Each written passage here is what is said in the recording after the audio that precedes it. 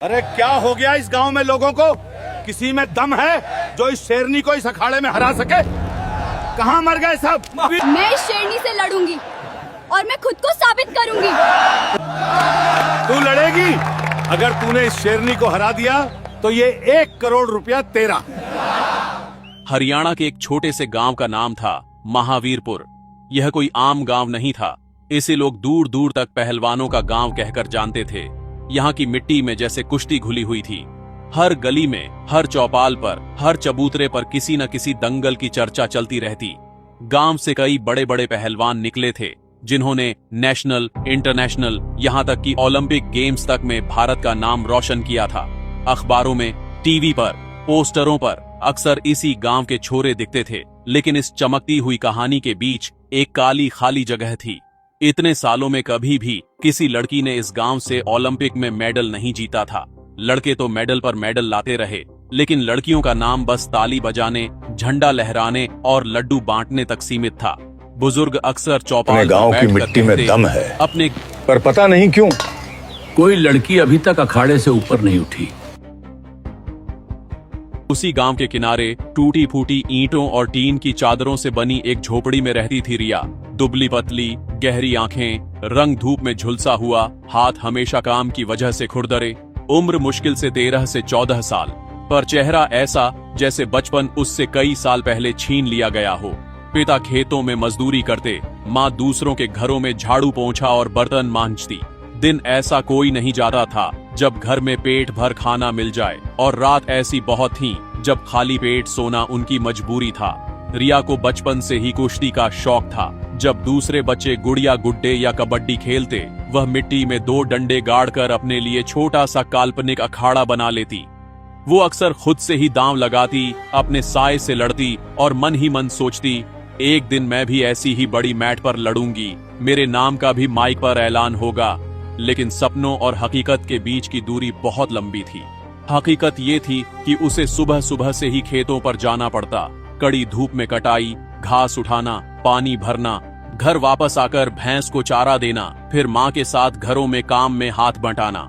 दिन भर की मजदूरी के बाद बचती थी बस शरीर में जलन और आंखों में नींद, लेकिन दिल में जो आग थी वो बुझने का नाम नहीं लेती थी। गांव के बीचों बीच एक बड़ा सा अखाड़ा था जहां हर शाम लड़कियां भी प्रैक्टिस करने आती थीं। उन लड़कियों के पास अच्छे जूते, बढ़िया सिंगलेट, प्रोटीन वाली खुराक और घरों का सपोर्ट था। उनमें से कई के पिता या चाचा खुद पुराने पहलवान थे। रिया जब भी खेत के काम से थोड़ा जल्दी फौरिग हो जाती तो चुपके चुपके अखाड़े की दीवार के पीछे आकर बैठ जाती। वहां से उसे पूरा मैदान साफ दिखता था। कोच की सीटी, लड़कियों की सांसों की आवाज, मिट्टी उड़ने की रफ्तार, दांव पेंचों की ठक ठक। रिया की आंखें किसी कैमरे की तरह हर मूवमेंट रिकॉर्ड करती रहती। वो देखती कि कैसे एक लड़की सिंगल लेग पकड़ती है, कैसे कोई धोबी पछाड़ लगाती है, कैसे कोई अचानक काउंटर अटैक करके सामने वाली को पीठ के बल चित्त कर देती है। धीरे धीरे उसे यह एहसास होने लगा कि मैं खुद भले अखाड़े में नहीं उतर पाती, पर मुझे हर दांव, हर पकड़, हर बचाव समझ आने लगा है। मैं तो इनसे ज्यादा तकनीक समझती हूँ, बस मेरे पास शरीर और मौका नहीं है। उसकी उम्र की लड़कियां खूब दूध, दही, घी, बादाम खाती, उनकी बॉडी भरती जा रही थी, मांसपेशियां बन रही थीं। दूसरी ओर रिया की हालत ऐसी कि कई बार लोग उसे देखकर भिखारी समझ लेते। जगह जगह फटे कपड़े, पैर में घिसी पिटी चप्पल, पेट अंदर ढंसा हुआ, हाथ पैर हड्डियों जैसे। एक दिन अखाड़े से लौटते समय 2 पहलवान लड़कियां चाय की दुकान पर ठाके मारते हुए बोली, अरे देखना, ये वही लड़की है जो रोज दीवार के पीछे चिपक कर हमें देखती है। दूसरी ने जोर से कहा, तू भी कुश्ती खेलेगी क्या? हवा से उड़ जाएगी, पहलवानों से क्या लड़ेगी? तीसरी ने मजाक उड़ाते हुए कहा, इसे तो पहले ढंग से खिला पिलाकर इंसान बनाओ, फिर खेल की सोचें। लड़कियों की हंसी पीछे तक गूंजती रही और रिया के कानों में वो शब्द कील की तरह ढंस गए, भिखारी, हवा का गुब्बारा, उड़ जाएगी। उस रात रिया ने छत की तरफ देखते हुए सोचा, क्या सच में मैं सिर्फ देखने लायक हूं? क्या मेरे लिए अखाड़ा सिर्फ दीवार के पीछे से ताली बजाने की जगह है? अगर मैं कभी उस मिट्टी में उतरी तो सबको दिखाऊंगी कि पहलवान कैसा होता है। उसी गांव में एक नाम सबकी जुबान पर था, कोच धनराज मलिक। वही आदमी जिसने गांव के 3 लड़कों को ओलंपिक तक पहुंचाया था। अब फेडरेशन ने उनसे साफ कहा था, अगली बार हमें इसी गांव से एक लड़की चाहिए जो ओलंपिक में मेडल के लिए जाए। गांव वालों के लिए ये इज्जत और अहम दोनों का सवाल था। अखाड़े के बाहर बड़े बड़े पोस्टर लगे, महावीरपुर की बेटी ओलंपिक की शेरनी बनेगी, पर किसी ने यह नहीं सोचा था कि उस कहानी में, उन सपनों में पोस्टर से बाहर खड़ी फटे कपड़ों वाली वो पतली दुबली भिखारी समझी गई लड़की रिया एक दिन इस दंगल की असली हीरो साबित होने वाली है। यहीं से उसकी किस्मत का असली दंगल शुरू होता है। अगले ही हफ्ते अखाड़े में चहल पहल असामान्य थी। बड़ी बड़ी गाड़ियां, महंगे ट्रैक सूट, लड़कियां अपने अपने माता पिता के साथ अखाड़े में लाइन से खड़ी थीं। सबका एक ही सपना, हमारी बेटी जाए ओलंपिक मेडल लेकर आए, गांव का नाम रोशन करे। कोच धनराज ने सबको सामने खड़ा किया। उनकी आंखों में एक एक को तौलने वाली पैनी नजर थी। जिसने भी यहां आकर खड़ा होना है उसे सिर्फ शौक नहीं, जुनून चाहिए। ये खेल मजाक नहीं है। लड़कियां सिर हिलाने लगी। कुछ के चेहरे पर आत्मविश्वास था, कुछ पर घबराहट। इसी भीड़ से थोड़ा दूर अखाड़े के गेट के पास अपनी फटी सलवार के कोने को मसलती खड़ी थी रिया। उसके पास न तो जूते थे, न कोई स्पोर्ट्स कपड़ा, और न ही माँ बाप उसके साथ आए थे। उन्हें तो पता भी नहीं था कि रिया यहाँ क्या करने आई है। उनके लिए तो वो बस खेतों में काम करने वाली लड़की थी। रिया के दिल में तूफान चल रहा था। मैं इन सब की तरह तो नहीं दिखती, पर मैंने इनसे ज्यादा कुश्ती देखी है, इनसे ज्यादा दांव समझे हैं। अगर आज मैं हिम्मत नहीं करूंगी तो शायद फिर कभी मौका नहीं मिलेगा। भीड़ थोड़ा कम हुई, रजिस्ट्रेशन शुरू हुआ। रिया चुपचाप पास जाकर खड़ी हो गई। क्लर्क ने ऊपर से नीचे तक उसे देखा, भौहें चढ़ाई। तू भी ट्रायल देगी? उम्र क्या है? रिया ने हकलाते हुए कहा। 13 या 14। पक्का नहीं साहब, स्कूल तो गई नहीं कभी। पास खड़ी एक लड़की हंस पड़ी। इससे पहले अस्पताल भेजो, अखाड़ा नहीं। कोच ने दूर से ये दृश्य देखा, लेकिन कुछ नहीं बोले। अचानक रिया आगे बढ़ी और बोली, साहब अगर आप चाहो तो मैं कुश्ती न लड़ूं, पर मुझे यहाँ काम करने रख लो। मैं लड़कियों के लिए खीर बना दूंगी, लस्सी बना दूंगी, मैट साफ कर दूंगी, जूते भी चमकाऊंगी। बस मुझे यहाँ रहने दो, मैं दूर से कुश्ती देखती रहूंगी। उसकी आवाज में जो सच्चाई थी, उसने धनराज को रोक दिया। उन्होंने हल्के से मुस्कुराते हुए कहा, तू कुश्ती नहीं खेलेगी, सिर्फ काम करेगी, ये बात तुझे मंजूर है? रिया ने तुरंत सिर हिलाया। हाँ साहब, बस अखाड़े से दूर मत करना।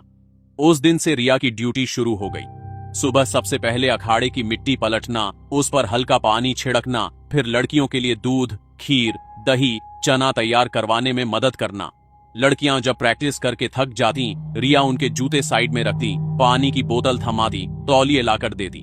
बदले में क्या मिलता? कभी कभार बचा हुआ गिलास भर दूध, 2-3 रोटियां या फिर आधी कटोरी खीर। पर रिया के लिए असली कमाई ये नहीं थी। उसकी सबसे बड़ी दौलत थी गिनती के हर मिनट कोच की ट्रेनिंग को बारीकी से देखना। जब कोच किसी लड़की को डांटते, नीचे बैठ, सेंटर ऑफ ग्रेविटी कम कर, पैर पीछे निकाल, सिर्फ हाथ से मत लड़, तो रिया ताली में बर्तन धोते धोते भी कान लगा देती। एक दिन शाम को कोच ने एक नई दांव की प्रैक्टिस शुरू की।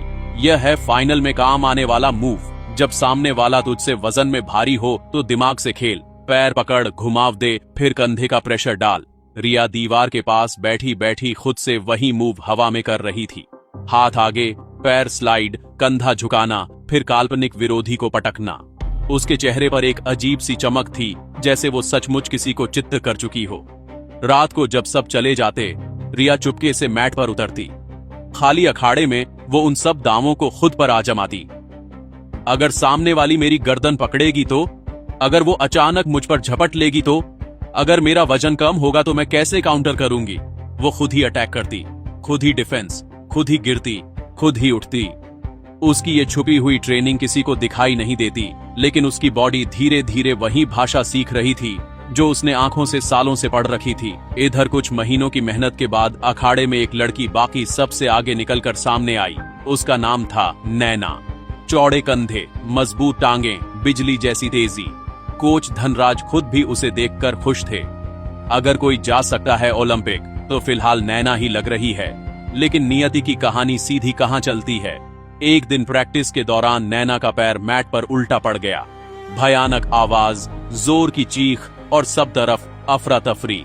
डॉक्टर ने आकर देखा, एक्सरे हुआ, रिपोर्ट आई। घुटने की लाइगामेंट में गहरी चोट है। कम से कम 1-1.5 साल तक हाई लेवल कंपटीशन में नहीं उतर सकती। अखाड़े पर जैसे सन्नाटा गिर गया। कोच का चेहरा पत्थर जैसा हो गया। गांव वालों को लगने लगा लो, अब फिर से वही बात। इस बार भी कोई लड़की ओलंपिक में नहीं जाएगी। रिया ये सब दूर कोने से देख रही थी। उसके अंदर कुछ फटा। मैंने इतने महीनों में हर दांव, हर गलती, हर सुधार देखा है। मैं खुद को कम नहीं समझती। अगर आज मैंने मुंह नहीं खोला तो सारी जिंदगी दीवार के पीछे ही बैठी रहूंगी। उसी शाम जब सब लोग नैना की चोट की चर्चा में डूबे थे, रिया धीरे धीरे कोच के सामने आकर खड़ी हो गई। उसके हाथ कांप रहे थे मगर आंखें बिल्कुल स्थिर थीं। साहब, कोच ने बिना देखे कहा। क्या हुआ रिया, दूध खत्म हो गया क्या? रिया ने गहरी सांस ली। साहब, अगर आप कहो तो मैं नैना की जगह कुश्ती लड़ सकती हूँ। एक पल के लिए पूरा अखाड़ा जैसे जम गया और अगले ही सेकंड ठाकों का तूफान उठा। यहीं से दंगल सच में रोचक होने वाला था। अखाड़े में रिया के मुंह से निकले शब्द जैसे बम की तरह फटे। साहब, अगर आप कहो तो मैं नैना की जगह कुश्ती लड़ सकती हूँ। एक सेकंड के लिए सन्नाटा, अगले ही पल ठहाके। ये ओलंपिक खेलेगी, हवा चले तो उड़ जाएगी, दंगल क्या लड़ेगी? इसकी हालत देखो, पहले फूड स्कीम में लगाओ, फिर गेम स्कीम में। रिया के कान लाल हो गए पर आंखें नहीं झुकी। कोच धनराज ने उसे घूर कर देखा। तुझे पता भी है तू क्या बोल रही है? रिया ने सीधा जवाब दिया। साहब, मैंने महीनों से हर दांव, हर गलती, हर सुधार देखा है।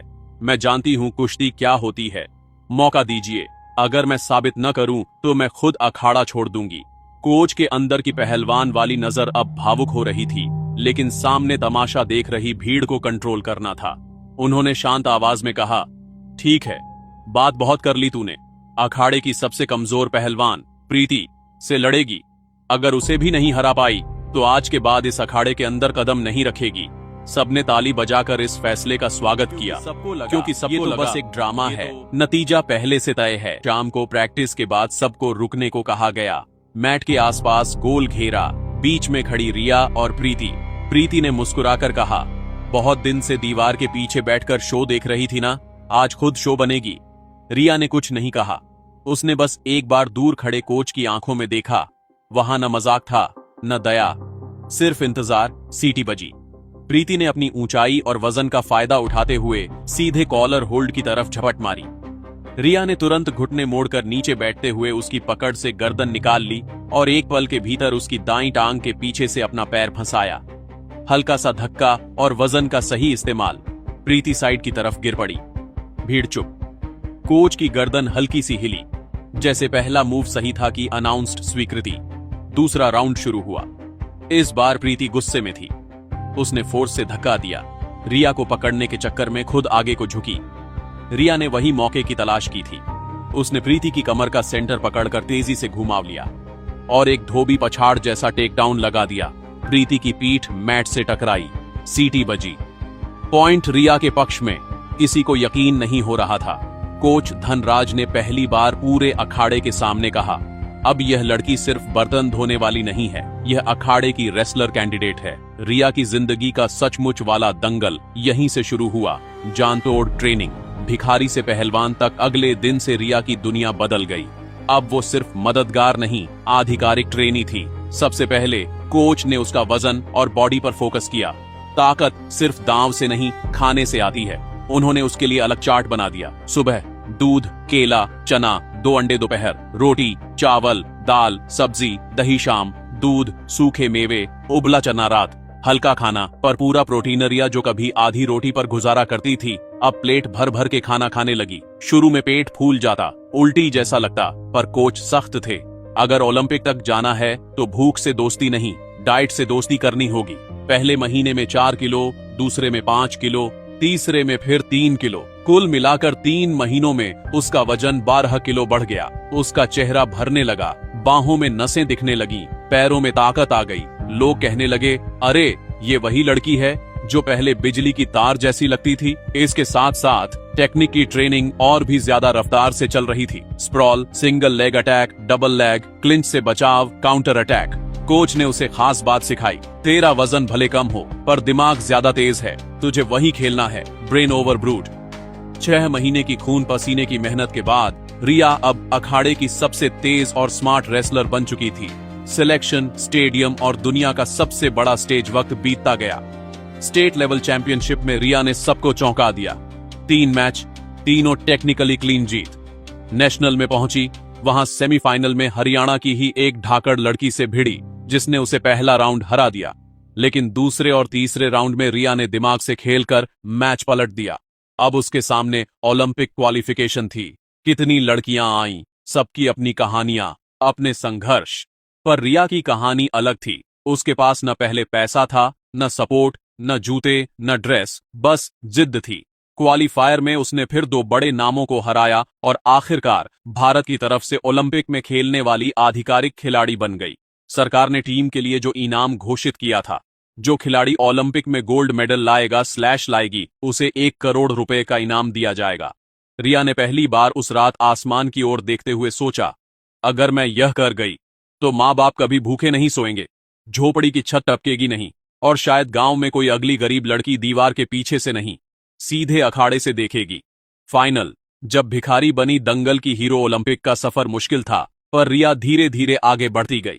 पहला मुकाबला उसने यूरोप की चैंपियन से जीता, दूसरा एशियन चैंपियन से, तीसरे में मुश्किल से आखिरी सेकंड में पॉइंट लेकर जीत पाई, और अब फाइनल। सामने खड़ी थी चीन की सुपरस्टार रेसलर, जिसको सब अनबीटेबल कहते थे। पहला राउंड, चाइनीज लड़की ने अपने अनुभव का फायदा उठाया, रिया को 2 टेकडाउन से नीचे गिराया। स्कोर 4-0। कोच के चेहरे पर चिंता, भारतीय दर्शकों के गले में धड़कन अटकी हुई। ब्रेक में कोच ने बस 2 लाइनें कहीं, रिया, तू यहां तक किस्मत से नहीं आई, जितना तूने झेला है उतना तो ये सोच भी नहीं सकती। आखिरी 3 मिनट, बस दिल से लड़। दूसरा राउंड शुरू होते ही रिया ने स्टांस बदला। वो अब पीछे हटने के बजाय आगे आने लगी। एक तेज फेक मूव, फिर लो लेवल पर जाकर चाइनीज रेसलर की टांग पकड़कर उसे गिराया। Tag down, 2 point. भीड़ में शोर। स्कोर 4-2। कुछ सेकंड बाद एक और शानदार काउंटर, और फिर से टेक डाउन। अब स्कोर 4-4। घड़ी में अंतिम 10 सेकंड, दोनों आमने सामने, थकी हुई, पसीने से भीगी हुई। चाइनीज रेसलर ने आखिरी कोशिश में रिया पर झपट्टा मारा, लेकिन रिया ने ठीक उसी तरह साइड स्टेप किया जैसे कभी खाली अखाड़े में कल्पना के विरोधी पर करती थी। उसने उसकी पीठ के पीछे से पकड़ बनाकर उसे घुमा दिया और पूरी ताकत से उसे मैट पर चित्त कर दिया। सीटी बजी, स्टेडियम खड़ा हो गया। कमेंटेटर चिल्ला उठा, इंडिया की रेसलर ने गोल्ड जीत लिया। रिया के गले में गोल्ड मेडल डाला गया। उसके सामने तिरंगा लहरा रहा था, राष्ट्रीय गान बज रहा था, और उसके आंखों से आंसू रुक नहीं रहे थे। उसी मंच पर घोषणा हुई, भारत सरकार की ओर से गोल्ड मेडल विजेता रिया को 1 करोड़ रुपए का पुरस्कार दिया जाता है। एंडिंग, गांव लौटी चैंपियन। और नई शुरुआत। जब रिया गांव लौटी तो पूरा महावीरपुर सड़कों पर उतर आया। ढोल, नगाड़े, तिरंगे, फूलों की बारिश। जिस लड़की को लोग भिखारी कहते थे, आज उसकी बैंड बाजे से स्वागत हो रहा था। उसके माँ बाप की आंखों में खुशी के आंसू थे। पिता ने पहली बार गर्व से कहा, बेटी, तूने हमारी जिंदगी बदल दी। रिया ने अपने पुरस्कार राशि से सबसे पहले एक नया घर बनवाया, ईंट पत्थर का पक्का। फिर अपने माँ बाप के लिए छोटा सा खेत खरीदा। लेकिन उसकी सबसे बड़ी खुशी तब हुई जब उसने अखाड़े में वापस जाकर कोच को प्रणाम किया और कहा, साहब, अब मैं भी गांव की गरीब लड़कियों को ट्रेनिंग दूंगी। जो मुझे मिला वो मैं दूसरों तक पहुंचाऊंगी। उसी हफ्ते रिया ने एक फ्री ट्रेनिंग प्रोग्राम शुरू किया, सिर्फ गरीब, असहाय और उन लड़कियों के लिए जिनके पास सपने तो थे पर साधन नहीं। अब अखाड़े की दीवार के पीछे कोई लड़की छुपकर नहीं देखती। अब वो सब मैट पर खड़ी होती हैं, बिना डर, बिना शर्म, बिना भूख। और जब कोई किसी को भिखारी कहता तो दूसरी लड़की मुस्कुराकर कहती, रिया दीदी को भी कहते थे, देखो अब वो कहाँ हैं। तो दोस्तों, कैसी लगी रिया की कहानी? अगर पसंद आई तो वीडियो को लाइक करें, शेयर करें और सब्सक्राइब फॉलो करना मत भूलना। कमेंट में बताइए, आपकी जिंदगी में भी कोई ऐसा पल आया है जब किसी ने आपको कमजोर समझा लेकिन आपने साबित कर दिया। मिलते हैं अगली कहानी में, तब तक के लिए जय हिंद।